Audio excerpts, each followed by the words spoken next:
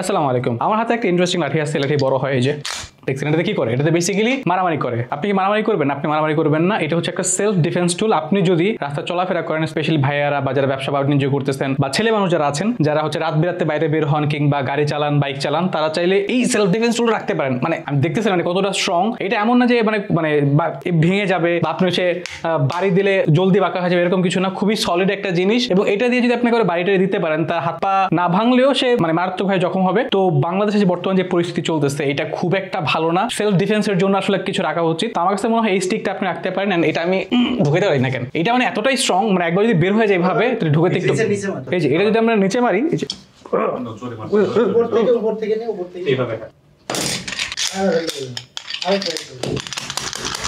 আরে ভাই sir help করেন স্যার আপনাদের। Thank you. তো যেমনটা দেখলেন আপনারা, এটা খুবই স্ট্রং একটা জিনিস। এটা এত ইজিলি ভাঙবে না, এত ইজিলি আপনি এটা বাঁকা করতে পারবেন না। একবার বের হয়ে গেলে মানে ঢুকাইতে না কষ্ট হচ্ছে, তার মানে হচ্ছে এটা খুবই স্ট্রং একটা জিনিস। এবং এই জিনিসটা আপনি সেলফ ডিফেন্সের জন্য আপনার হাতে রাখতে পারেন। যদি আপনার সাথে কেউ তেলাবেকা করে, তাকে এটাতে মারতে পারবেন। Thank you. এটা পাওয়া যাচ্ছে লিলিপুট শপে।